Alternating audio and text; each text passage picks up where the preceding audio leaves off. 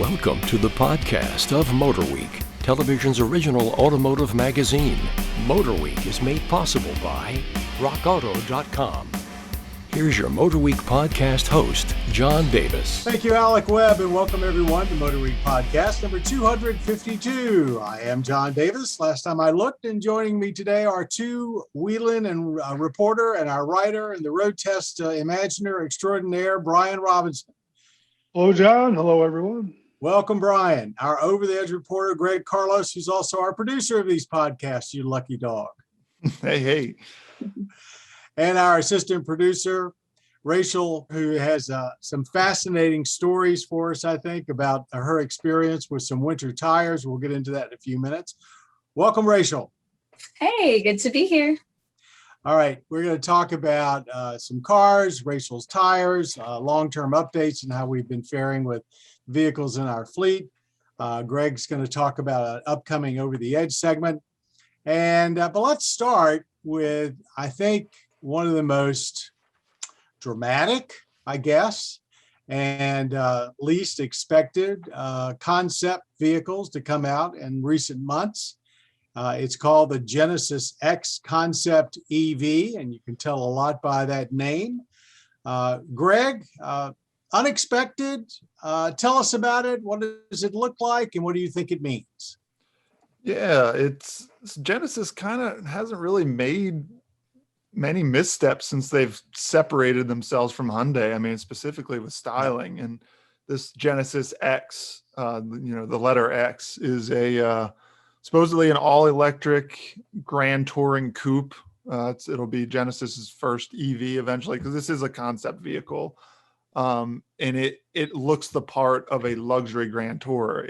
It's long, it's low, it's wide. The hood is just super long. Yeah. I mean, looking at it right now from the 3/4 front, it has a very long hood that it will probably be like similar to like a Mercedes AMG GT, where you're looking like miles ahead of you in front of that hood.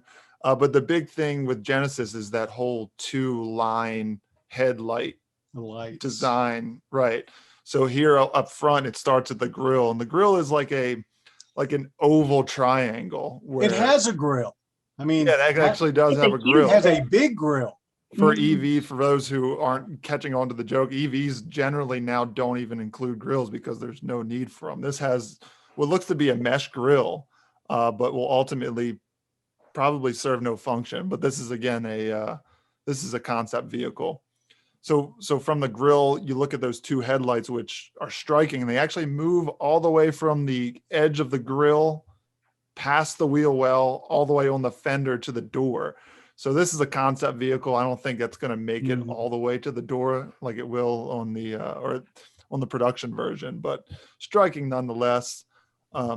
Massive wheels as you'd expect on a concept grand tour. And then you get around to the back, and I'm kind of seeing a little Aston Martin DB9 with the same two lights for headlights, the way Very it wraps plain. around. It is Very compared plain. Yeah. Exactly. Compared to the front, where you have all these cool angles leading down to the grill. I mean, everything is very well sculpted. You get to the back, it's basically just like an oval, and a concave oval. But it's a timeless kind of classic grand tourer design, which I find really appealing. And by all accounts I've read, I mean, everybody's just digging the crap out of this design. It's really wide looking. I mean, it's low and wide. It sort of reminds me, when you see the girth of it from left to right, a lot like a Tesla Model S. Brian Robinson, any impressions? It's gorgeous for sure. If you look at past Genesis concepts, like the GV80 especially, they were pretty dead on to the production version.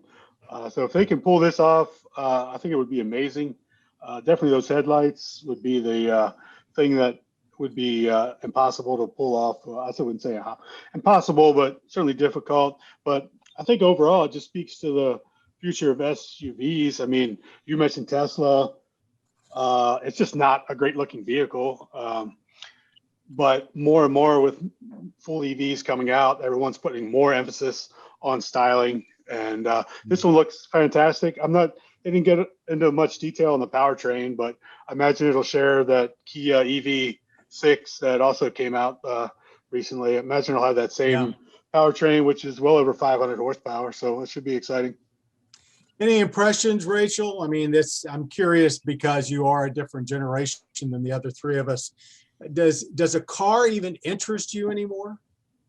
Well, for me, like cars is just what can I afford? But in terms of like styling, I think that, I love the headlights on this, and we'll see how much it actually translates to the real vehicle. But I was reading up on like the Genesis website and other people commenting on the car. And they said that Genesis wants to continue those two headlights and just do that basically for their new brand and like branding new vehicles in the future. I think that styling is important. And I do like that, as Brian said, like that we are emphasizing styling in EVs because, all these companies are trying to go full electric, early as 2025. So you might as well make them look good, to make people want them. Greg, the interior was actually, I think, in some ways more shocking. The outside was just dramatic and gorgeous. The interior is kind of shocking. Kind of describe what you see when you open the driver's door. So they stick with the whole driver-oriented cockpit theme, which is becoming more and more prevalent in performance car, really every car. But here it's like when you sit in the driver's seat, everything is aimed at the driver. So you really separate yourself from the passenger, not in that like you won't ever be able to converse with this person, but all the controls, the shifter, the screens are pointed at you, which I wonder how that's going to go over though.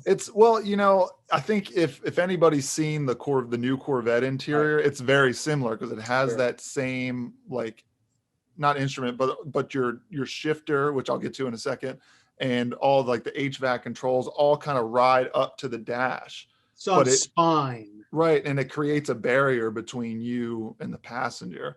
But that shifter, like I was mentioning, it's kind of a different design that we've seen. So imagine your dryer, when you turn on your dryer and set it to very dry, 30 minutes, whatever, it's that turning type of shifter. So you turn left for reverse, turn right for drive, and then you have a park button on top. It's kind of like a new age, and again, I'm using another automotive thing people might not have seen, but the Nissan Leaf shifter, which was kind of one of the early joystick style shifters. It's like that in design, but in function, it's more of like a dial.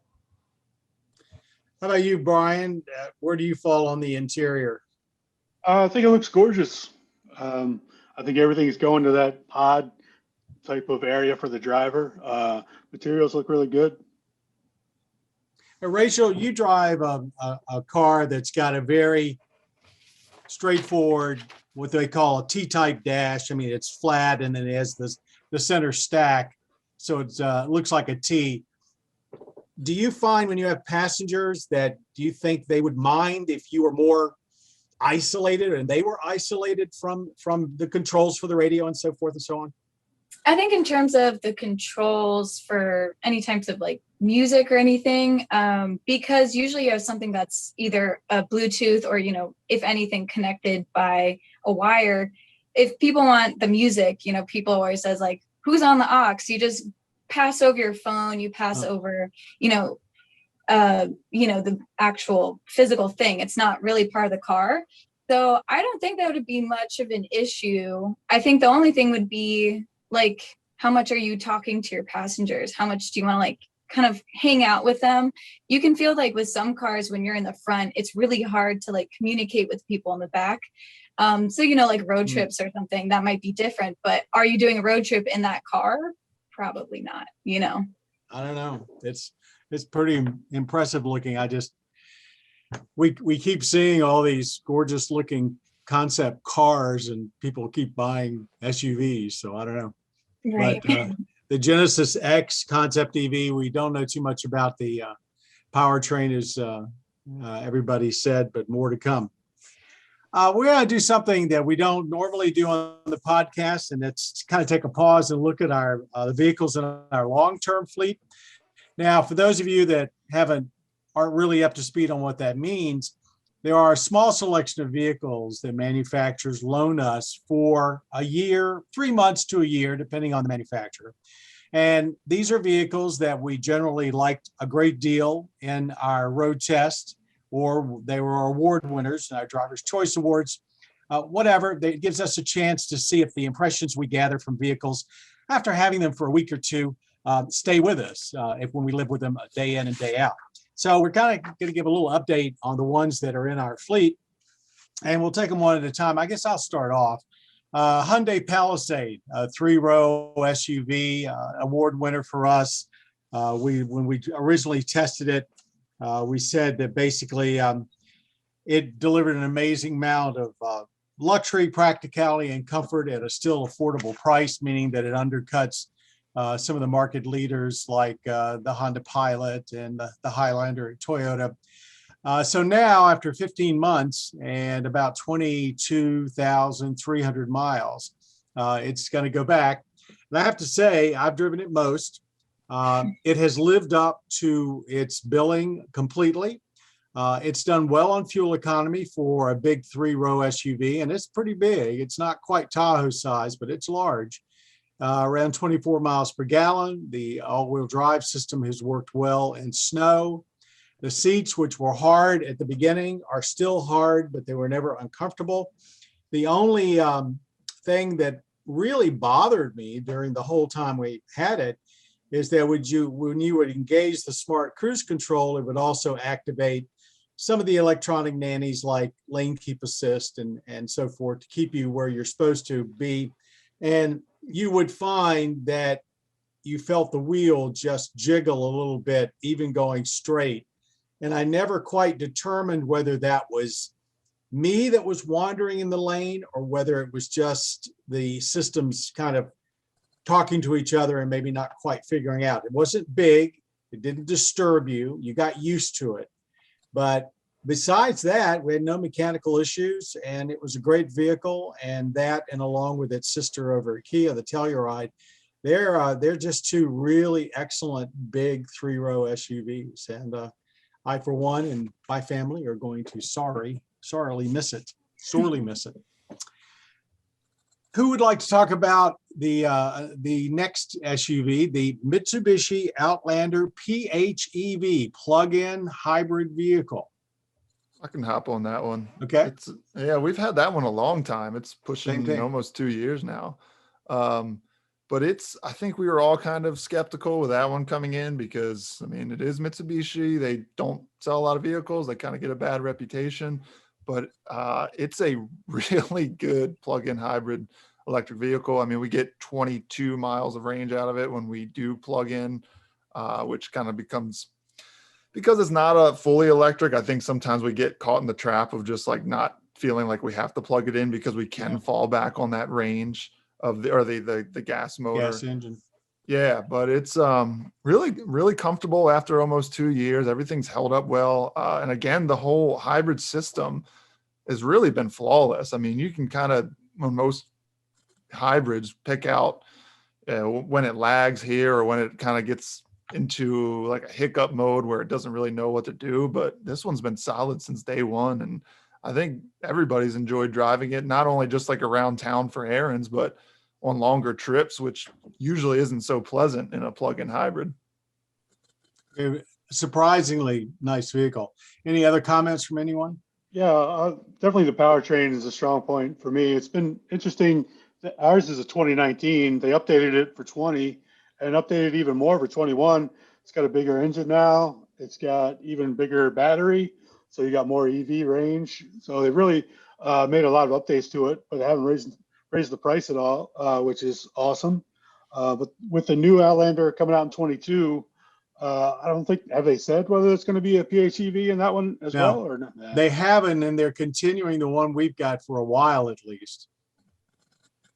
It's a totally different vehicle. It's now based on the Rogue. So there is a Rogue hybrid, I believe. I'm almost 100% sure that it's coming. So maybe they're waiting for that. I'm sure they kind of have to stick with it because I remember years ago when they were really talking about it a lot. I'm sure they spent tons of money developing it and marketing it. So it's kind of like a big platform for them that they might just have to ride out for a little bit. Yeah.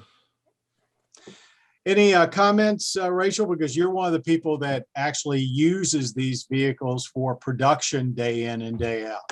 And if not the Outlander, we have the Kia Seltos, the Volkswagen Atlas Cross Sport, and even the Acura TLX.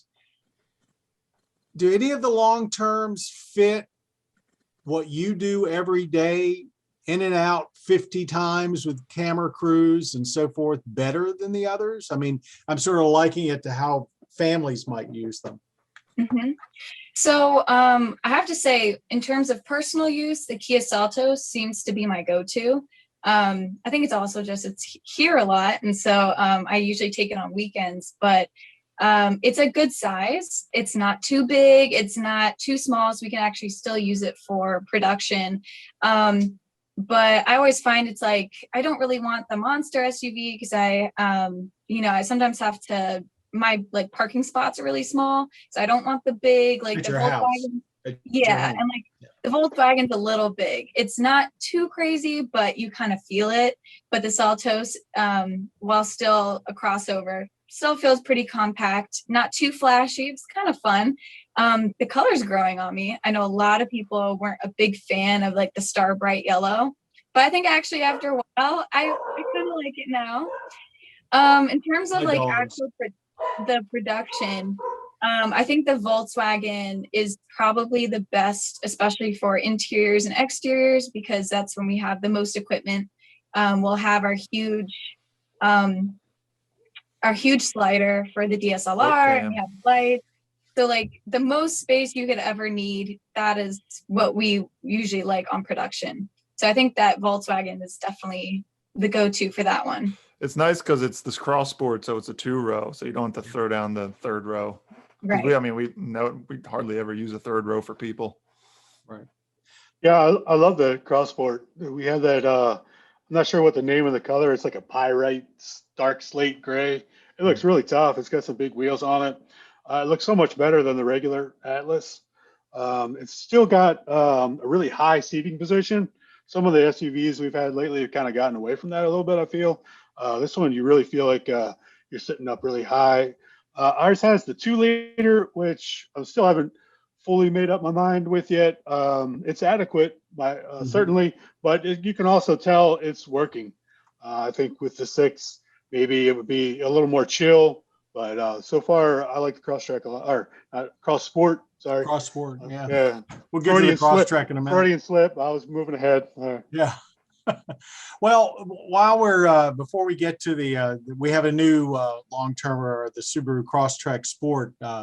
Actually, what is this? The third Crosstrek we've had? At least, yeah. But I don't want to skip over the only car in our fleet at the moment, but it is a wonderful car, and that's the Acura TLX A-Spec, and of course it's an all-wheel drive sedan.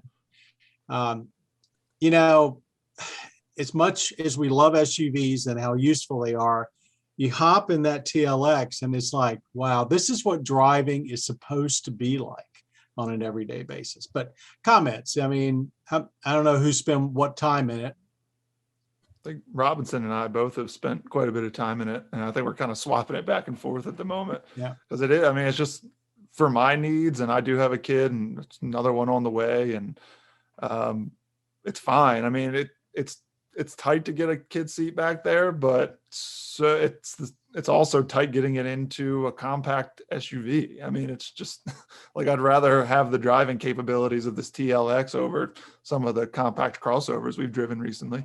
Yeah. Yeah, the more I'm in it, the more I like it. We gave that our best luxury car driver's choice award, and I maybe wasn't fully on board with that when we did it, but man, I think it was a great call. It's a fabulous car. It has, a really techie feel to it. It's not just a luxury car. It can get a little noisy on wide open throttle, but it's kind of in the right kind of noise. It sounds more aggressive than annoying. And one of our producers actually did a very quick dash to the West Coast and back from the East Coast in it, and drove through all that horrific snowstorm and bad weather that hit Texas in February. And he was stuck in traffic, but he never had a problem with the car losing the all-wheel drive system, losing traction or anything else. So it speaks well for an all-around, really impressive luxury sports sedan. Who wants to approach our newest Subaru Crosstrek? I just got out of it today, actually. I had to swap for we have a Mercedes GLS I'm taking to the track tomorrow. Yeah. If you're into Crosstreks, it's very familiar. They didn't do a ton with this new update. Probably didn't have to. I mean, it's a terrific little vehicle. Well, yeah, Subaru owners and fans are all like, they know what they like. Yep. And Subaru just gives it to them. And that's fine. I think their interiors have gotten a lot better. They're very easy to use. They have the volume knob, they have the tune knob, everything's big. You have rubber mats. So for a family and somebody who doesn't like to, be on eggshells when they get into a car, like that's what a Subaru's for. Could it have more power? Sure. I always love more power. I will say that I did kind of hop out into traffic from a stop, and it seemed better, marginally better than a previous Crosstrek, but better nonetheless. I think there's a reason it keeps taking home an awful lot of honors from the automotive media year after year. I want to now move to Rachel, because you did something that we haven't done on the show, frankly, for a long time. And that was not just a tire test, but an extended winter tire test. And your car, you were nice to volunteer to do the test with it. So why don't you tell us a little about what the tires were, the process, and what you experienced. And we caution everybody, these are not snow tires. That's a term that doesn't mean anything anymore. Mm-hmm. These are winter tires. That's what you buy today. And they're made for extreme conditions. And this year we had one of the worst winters we've had in a long time in the Mid-Atlantic. So it was well timed. So Rachel, take it away. Well, it was very well timed, because actually when we started it, I think the first time it snowed, I was like, I have to get all of my footage. Like I have to, make sure I do all my testing right now, because, and sometimes in Maryland, you'll get one small snowfall and that's it. But time and time again, I had my friends, I'd, be driving this or that, and someone would be like, oh, but it's snowing out. And I'll be like, I have winter tires. So I was really excited about that. And it came in handy a lot. And, there were days where we had to come in and do road tests, and there was maybe like 2 inches of ice, like on the road coming into work. And if I had my regular tires, I don't know if I would have even attempted it. I live like in my neighborhood. I have a lot of street parking. And so I will be doing and a lot of parallel parking on hills. I think I mentioned that in one of my my stand-ups, is like I would actually, be coming out of a snowbank, and I was doing fine. I think I did almost every single condition. I did lose. Before we go any further, these were new Goodyear tires. Yes, brand new. So do you remember the name of the tire off the top of your head? It was a Ultra Command. So it's the Ultra Command Goodyear winter tires. Right. And this is their completely brand new tires. It's their top of the line new winter tires. So I'm sorry, I interrupted you. Go ahead. Yeah, no problem. So yeah, I pretty much did every single condition, a lot of slush, literally pure ice. One time when we were doing drive-bys, I backed a couple feet down a hill in 3 inches of snow, and I was kind of a little worried that I was gonna have to call someone to haul me out. No problem. So this was the year to have it. And I can see why people compare, tires to the proper footwear, because you don't really notice, or you don't realize how much that can make a difference until you get in those situations, and then you see how much they really do. Now, I should point out that Rachel drives a front-wheel drive compact car, and we chose her because that's the most typical type of vehicle. Of course, it's being overtaken by SUVs with all-wheel drive, but where you need the extra traction most is in a two-wheel drive vehicle. Did you notice how different did it drive than the tires that were on your car, which were original equipment tires? So actually I recently switched my tires back, and I definitely felt a difference the second that we switched both times. And they did feel a little sturdier, like a little kind of more oomph to it. Which ones? Which ones? Sorry, the winter tires. And you could tell that the acceleration is slower, which is good for winter driving, but you know, it does take a few more seconds to get up to speed, like let's say on the highway, for at least like fast acceleration purposes. And I did notice that my miles per gallon were going, at least in the very beginning, it was, you know, only a few difference, but by the end, you know, I used to average, let's say 36, and I was averaging maybe like 30, you know? Okay. So it ended up to be a bigger difference by the end.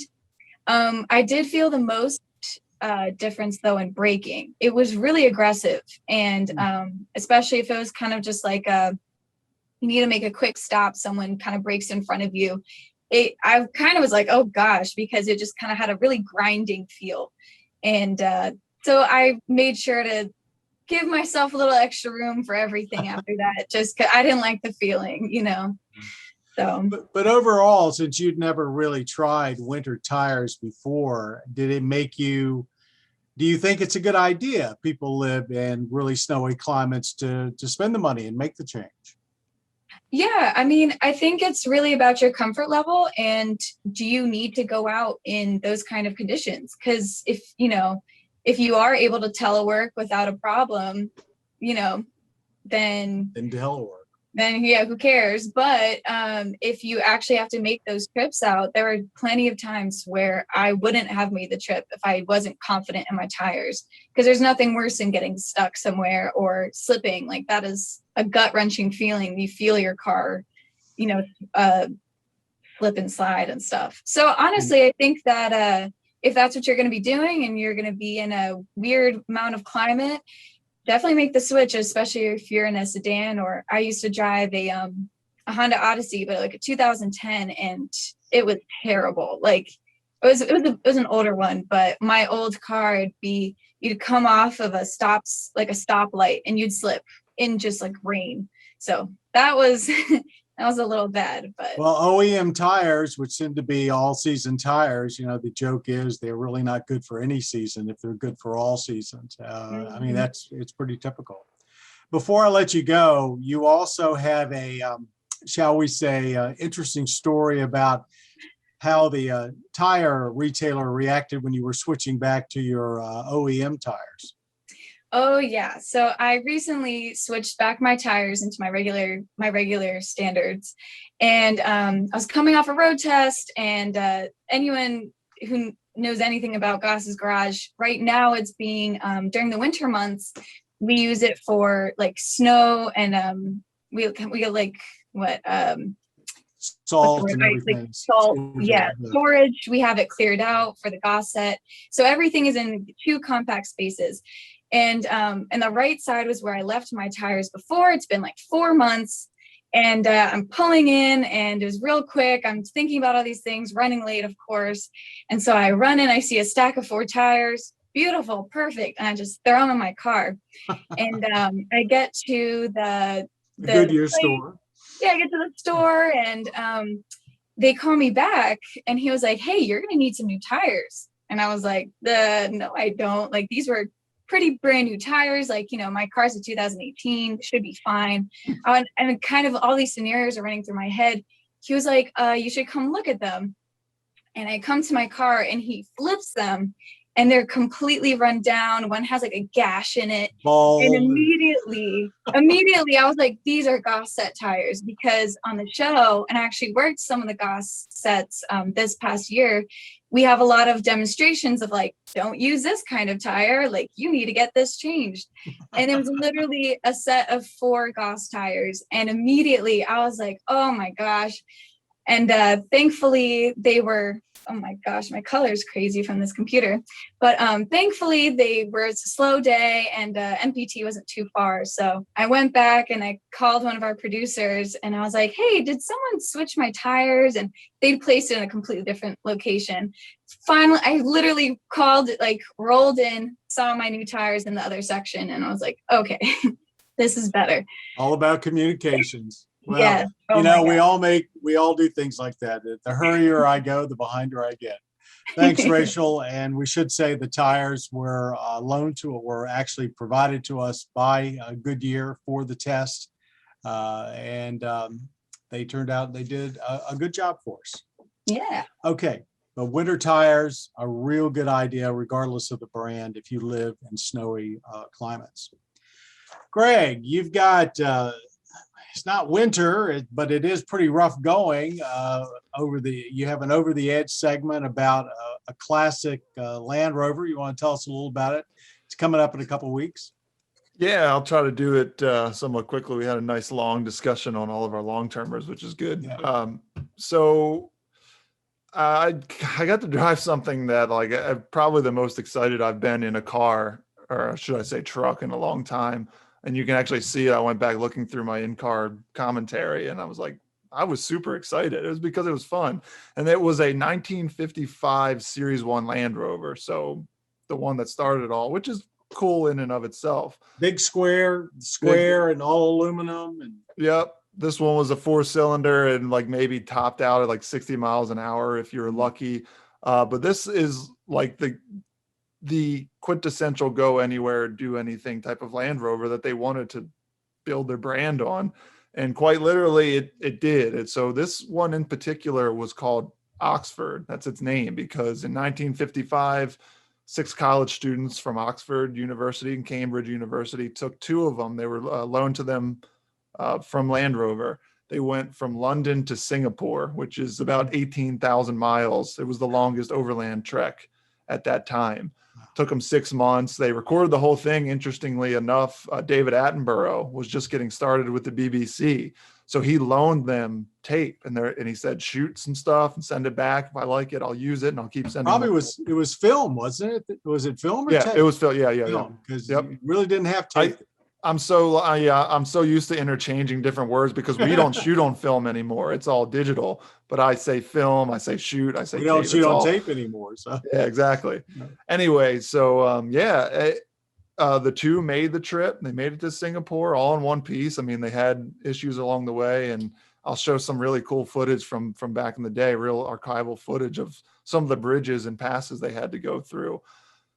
So this was in 1955. Fast forward a few decades, it went here, it went there. It eventually fell into disrepair.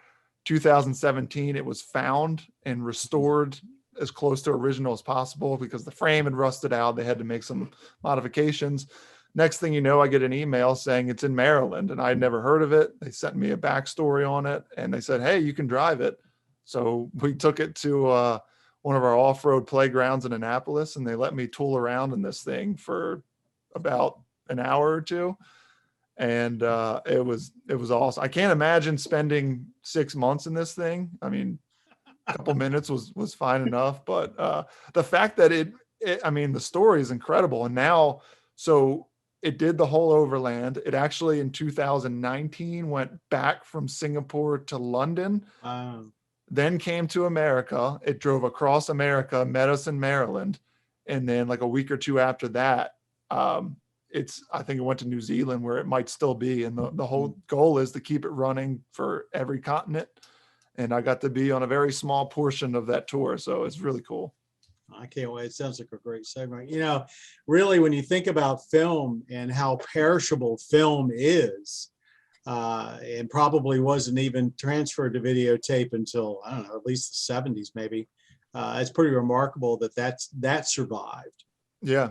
I mean, that's really part of why the story is so cool, because it wasn't a given then that people would document a trip like that. And this is a true overland trip going through places that weren't civilized. So not only were they making the trip and documenting it through journals and things like that, but they actually had tape, which is why I'm sorry, film, which is why it's so cool. But the David Attenborough connection is pretty cool too. All right, thanks everybody. Let's move on to our lightning round. And Brian Robinson, I'm going to ask you to comment on this first. And here we go. We happen to be recording this podcast on April the 1st. But the April Fool's Day shenanigans in the auto industry started a little early for Volkswagen. About 3 days before April 1st, Volkswagen decided that in the US, they were going to change their name from Volkswagen of America to Volkswagen of America. And that's in honor of the fact that they've said that within 15 years, they're going to be an all-electric car company. The German automaker published a press release and took to social media claiming that it had officially changed its name in the US to Volkswagen in a nod to their future plans. Now, I'd like to note that this move was in fact a joke. It was an April Fool's joke. It just came out around what? The rumor started, I think, on March 27th, so people hadn't thought that far ahead yet. Considering the proliferation of misinformation on the internet and VW's own transgressions, what is it a good move for the brand in this country? Volkswagen. Yes, Volts, Volts. Thank you. Volkswagen, yes. I assumed it was a joke when I saw it, but then the more I thought about it, the more I wanted it to be true. I'm like, this is the most brilliant thing I've heard in all my time at MotorWeek. Like, why wouldn't they do that? That is so genius. But then I found out it was definitely a April Fool's joke. But as much as I want it to be true, it's still a good thing. Anytime you get people talking about your brand, I think that's a positive thing. So it kind of worked on two levels there, because the electrification and then the fact that most people call it Volkswagen anyway. They just pronounce it TS. But yeah, I read a couple of articles, and maybe I'm just not deep enough of a thinker. But people were like, well, considering the fact that they had lied about the emission scandal or the emissions with their diesels and everything like that, like they shouldn't have done it. I don't know, man. Like, it was a joke, folks. Like Robinson said, and I had my doubts. Like, they was actually airing on national news saying that they had done it. But the whole time I'm thinking, don't you realize April Fool's is like just around the corner? And this isn't the first time an automaker has done it. Usually it's something smaller, like they're going to come out with their own brand of like cat helmets or something like that. But this was I think it's fine. It got the people talking, and like Robinson said, it very well could have been true. And I would have just been like, okay, it's Volkswagen now. Well, I have to admit, when I first saw it and it leaked, I think on the 27th or so, I thought, well, okay, I understand it. They've got the new ID4 of their first all-electric vehicle. So I'm curious, Rachel, were you fooled or not? So I was I guess I was on the fence about it too. I saw it, and I what's funny that Greg said that like Volkswagen, like people actually pronounce it like that. I kind of agree. It was like the first time I was like, oh, it kind of makes sense. Like, and I think that was it would have been a cute, like, actual PR stunt for them to like actually rename it. I did see that it did mess with the stocks a little. And so that might be one thing that might be detrimental with them, because it raised their stocks 5%. And, but now that they went back on it, everyone's kind of in this, the stock market has been kind of crazy anyway.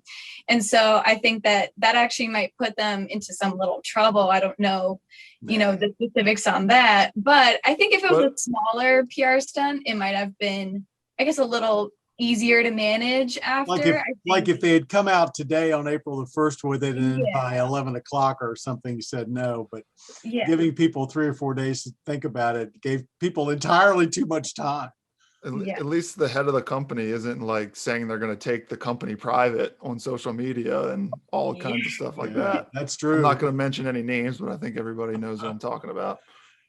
So if you have a Volkswagen, you still will be able to buy a Volkswagen, at least for a while. You never know once they've made their switch to, maybe they were testing the waters for when they finally do make their switch to all electric. But that was, I do think that we all need to relax and be able to laugh a little bit. Take a joke. Both ourselves in this industry. And I think it provided some much needed levity. I'm just amazed at the number of people that are so upset about it because they took it seriously. Lighten up, folks. All right, do we have a viewer question? Yes, we do, from Jay. Very nice comment, says enjoyed the show. Thank you, Joe. Now, he would like to see us demonstrate that 3 or 4 golf bags can fit in a trunk of a new vehicle or the front compartment if it's an EV. His reasoning is that he goes golfing with his buddies, and when it's his turn and he's driving an Audi A5, he'd like to have a vehicle that can easily accommodate 4 golf bags. I don't know what you think, guys, but 4 golf bags, even the travel bags, that's a pretty tall order. Well, I chose this question because golf is very near and dear to my heart. I am an avid golfer, so I get the frustration. I have maybe 2 golf bags I could try to throw in there, but what I do want to get out there is that back to a previous comment, I've been in so many compact crossovers, subcompact crossovers. Just because you are in a crossover or an SUV, it doesn't mean you're going to get more space for golf bags and other things. I've had so many times to put down the rear seats just so I can get 1 golf bag in there, let alone 2. So I'd say do not throw out the idea of a sedan. I'm not sure how you're going to get people in an A5. That's the coupe. But if you move up to like an A6, you could, I can't say for sure, but I'd say you get at least 3 golf bags in that trunk. As far as like frunks for the Model S, I think you can get maybe 1 down in that frunk, and then you have the hatchback out there. But I will say, while we haven't done any specific tests, I could certainly maybe work something out where I have one that specifically can fit maybe 4 golf clubs in there and maybe show it. I don't know. Brian, what do you think? Yeah, what's the question? He's just wondering why we haven't done that, or what? I think so. I mean, he's wondering, he would like to see us demonstrate that vehicles can take more than 2 golf bags. And I should back up and just explain to people, it's kind of an inside industry joke when you're showing a new vehicle that it can fit 2. I mean, General Motors, I think, was the one that may have started that. And so that's just not enough for him, I guess. I'm sorry, Brian, go ahead. Well, no, I was going to actually go that same direction. That used to be every time you go on these events, it would be how many golf clubs can you get in the back? But now everything's, I don't know, I guess golf is still as popular as it was, but now everything's made for people with active lifestyles, which include like mountain biking and backpacking and all that stuff. So now when you go on these events, they show that you can fit a mountain bike in the back or whatever. And they seem to have forgotten about the golf clubs. I guess they're aiming for a younger, more athletic clientele than someone that rides around in a golf cart. Well, give me 4 and I'll try to fit it on the next road test. So Okay. Well, let me know. The stipulation is that I then have to play around. So I think we have to work something out with a local golf course. So Jay, we'll do our best to try and meet your requirement. I think it's going to be a little tough for us, but the fact is there are very few vehicles that aren't big SUVs that can fit 4 golf bags in it. That was actually going to be my main point, was like, if that's a serious consideration for you, like you're think mid-size SUV and above. Q7, folks, huh? Something like that. Yeah. Any rant and raves for anybody as we get towards the end of our podcast? Anything? All right. Go ahead. I have one because this one has been bothering me more because last year you'd only see it maybe in a few luxury brands or performance cars, and it's the automatic tightening seatbelt. And I hate it. I really hate it. And That's just for me personally, I just I don't like it to be too tight on me. I like I'll always pull it, but it was kind of every time, especially as a road test person, I'm constantly hopping in and out of the car. Like when I'm doing GoPros or anything like that, I have to run out, and every time it and it just keeps getting it. Now they're going to be more standard on a lot of the daily drivers, which we've seen more in 2021 cars. So that's my big one. I'm not a fan. I know it's probably more of a safety thing, but I'm also a person that's just a nauseous person. So having another super tight thing on me just like isn't my favorite. So that's my big rant. You know, it's odd because my wife also does not like it, and she's very touchy-feely. I'm not very touchy-feely, and I like it. It's kind of like a hug. It's like a nice hug. Maybe it's the hug I've been looking for my whole life. Good. Yeah, I'm not touchy-feely at all, but it is like a warm embrace when you get in the Mercedes, and it like snugs you up, and then just lets go a little bit, and it's like, okay. Oh, for me, I think there's something to this, Robinson. I feel like this has turned into much more personal than I expected. this might be like a sociological experiment. The old thing is I'm also a very touchy-feely person. I'm very much an affectionate person, but man, I think it also surprises me every time, and it's just that extra like tug and nope. Interesting. Since we're on seatbelts, my problem is not so much the grab, it's that if they ride up on your neck, that's the thing that I hate. It's just like it becomes very irritating. But thank you all the safety advocates for giving us seatbelts that make you feel like you're in a torture chamber at times. on the other hand, obviously some people like it. So what does that say about us?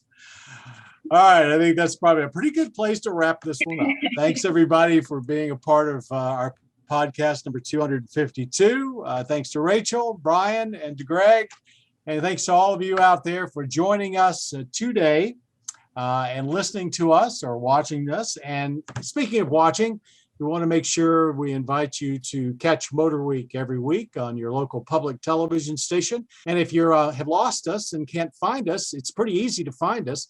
Go on to our motorweek.org website. At the upper right, it says about the show.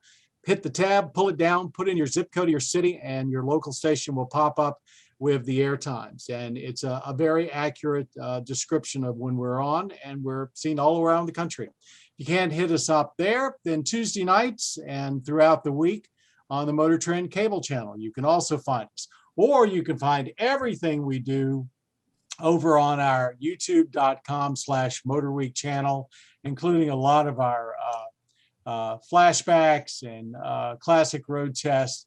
And we invite you to just basically, everybody's binge watching these days. Well, if you go there, you can certainly binge watch MotorWeek. Please join us there on any of the social media. We're there for every screen you've got. And we'll have another podcast coming up in a couple of weeks. Until next time, I'm John Davis. Thank you all for being a part of MotorWeek. You've been listening to the podcast of MotorWeek, television's original automotive magazine. MotorWeek is made possible by rockauto.com. For additional information on podcasts, videos, and showtimes, visit our website at motorweek.org. And watch MotorWeek, television's longest-running automotive magazine series, each week on your local PBS station.